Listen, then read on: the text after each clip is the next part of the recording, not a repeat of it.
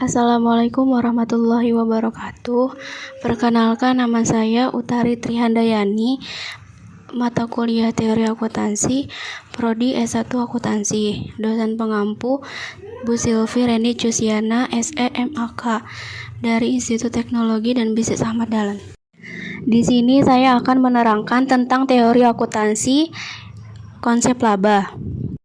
Yang pertama itu ada informasi laba berfungsi sebagai 1. Indikator efisiensi penggunaan dana, 2. Pengukur prestasi manajemen, 3. Dasar penentuan besarnya pajak, 4. Alat pengendali alokasi sumber daya ekonomi negara, 5. Dasar kompensasi dan bonus bagi karyawan, 6. Alat motivasi manajemen untuk pengendalian perusahaan, 7. Dasar penilaian kenaikan kemakmuran, 8. Dasar pembagian dividen. Selanjutnya, ada kriteria pendekatan dalam pengukuran laba, yaitu 1. Pendekatan transaksi atau cash basis. Dalam pendekatan ini, laba diukur dan diakui pada saat terjadinya transaksi dan kemudian terakumulasi sampai akhir periode. Pendekatan ini memiliki berbagai keunggulan, misalnya jumlah rupiah aset dan kewajiban secara otomatis tersedia pada akhir periode, serta perubahan aset dan kewajiban merupakan perubahan nilai yang diakui secara objektif. Selanjutnya, yang kedua yaitu pendekatan kegiatan atau accrual basis. Dalam pendekatan ini, laba dianggap timbul bersamaan dengan berlangsungnya kegiatan perusahaan dan bukan sebagai hasil suatu transaksi.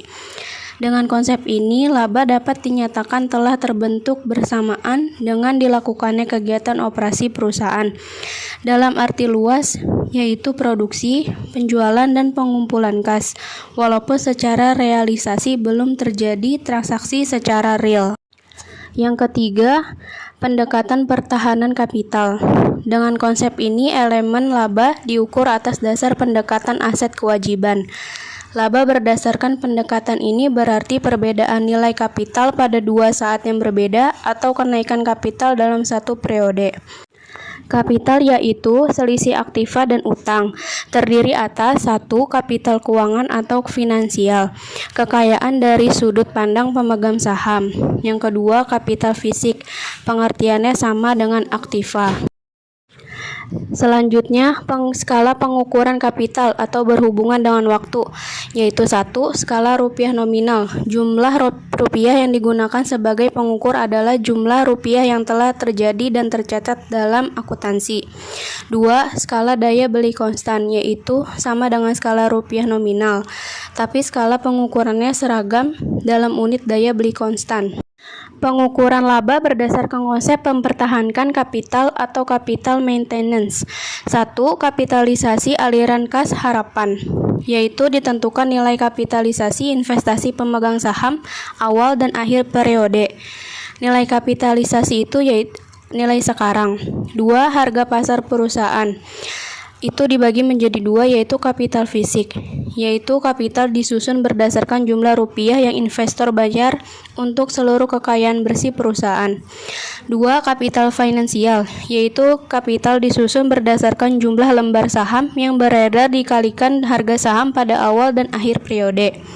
Yang ketiga, jumlah setara kas sekarang, yaitu dasar pengukurannya, jumlah rupiah setara tunai semua aktiva dikurang jumlah rupiah setara tunai semua utang.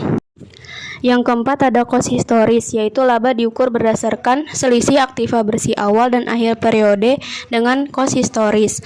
Yang kelima, harga masukan historis, sama dengan cost historis, tapi kapital di awal diukur dengan cost mengganti pada awal periode, dan kapital akhir diukur dengan cost mengganti pada akhir periode. Yang keenam, ada harga input sekarang, sama dengan harga masukan historis, tapi dasar penilaian awal sama dengan nilai masukan sekarang akhir periode. Yang ketujuh, rupiah daya beli konstan. Kapital awal dan akhir dinyatakan dalam rupiah konstan, akhir periode atau awal periode dengan angka indeks tertentu. Sekian dan terima kasih. Wassalamualaikum warahmatullahi wabarakatuh.